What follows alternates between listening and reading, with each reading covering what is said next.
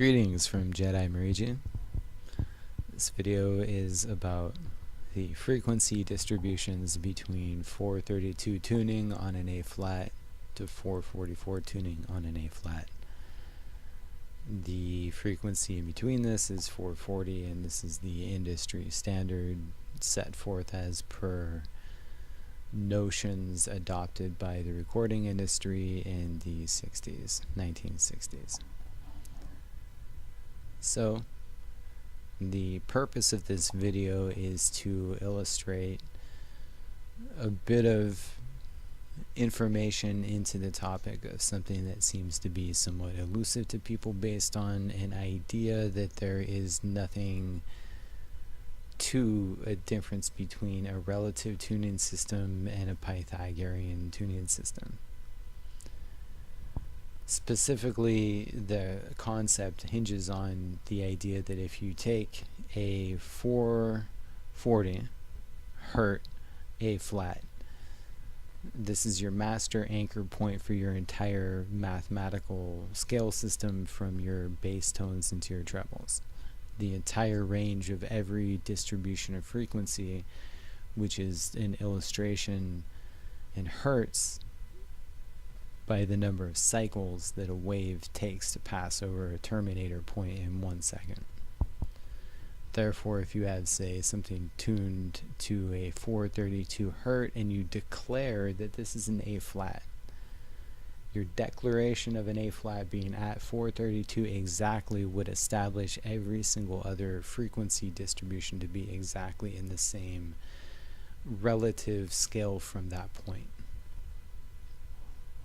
So, according to mathematics, you can shift this to wherever you really want that, and then it's still going to come out as long as you maintain a basic relativity of the distance between frequencies, which again are oscillations of a waveform over time per second. And all of those are basically unified in a mathematical code, which is synonymous to the structure of that distribution. That will be effective in a relative sense, no matter where you put it. However, if you base this on your Pythagorean, then you would base it on a 9-base scale, and this would land your A flat 4 at a 432 Hz cycle. So basically what I have set up for you here today to look at is this is a map essentially of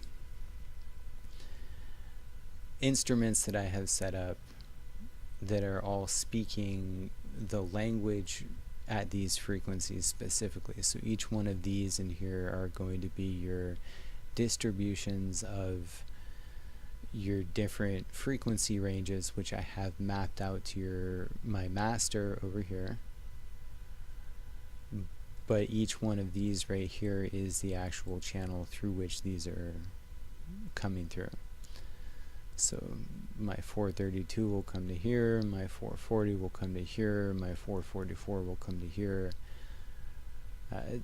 It's a fairly complex subject here, and it is actually super simple at the same time. It's as simple as a diamond is, but a diamond is also complex.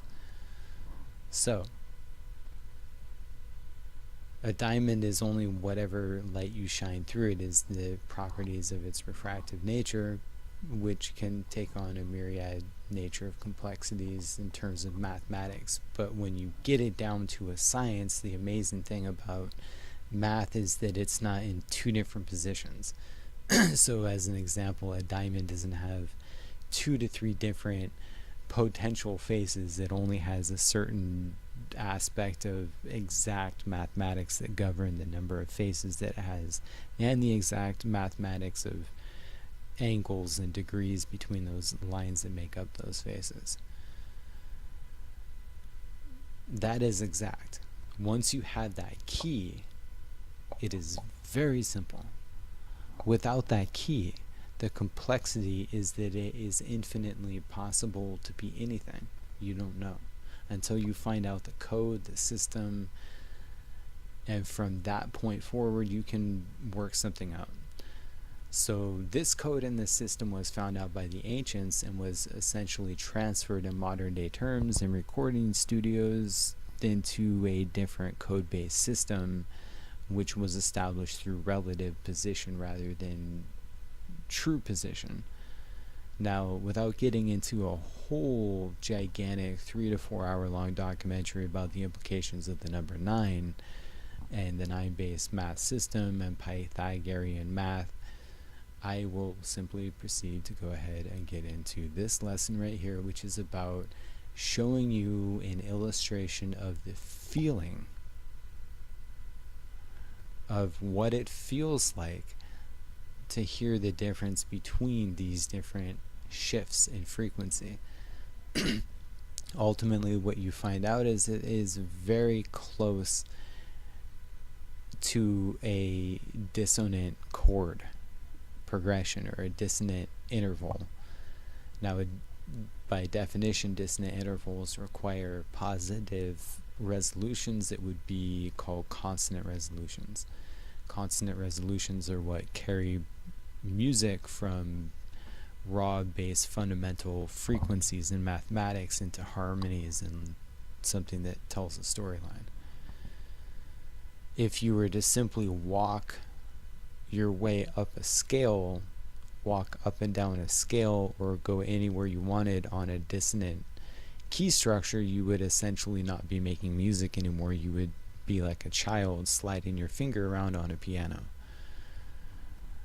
Now, music therefore is established through harmonies and distances between coordinates of musically significant frequencies.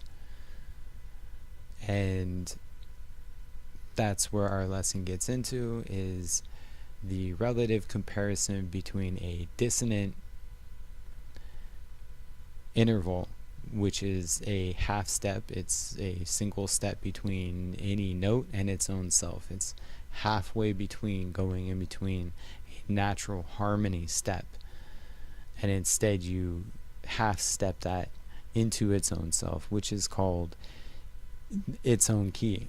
Or if it's on a different key, it may be moving to another key, but that's only because there's no sharp in between. No flat and sharp, it's just a whole key. That requires music theory.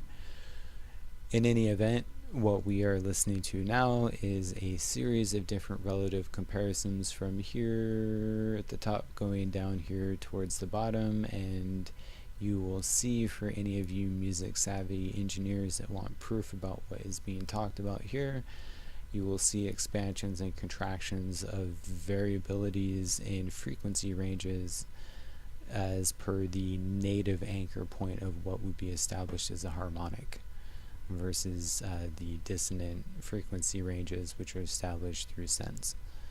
And this is a illustration fundamentally of how the shift from 432 to 440 Hz, a flat 4, is the installation of a universally dissonant scale in near perfection. Alright, here we go.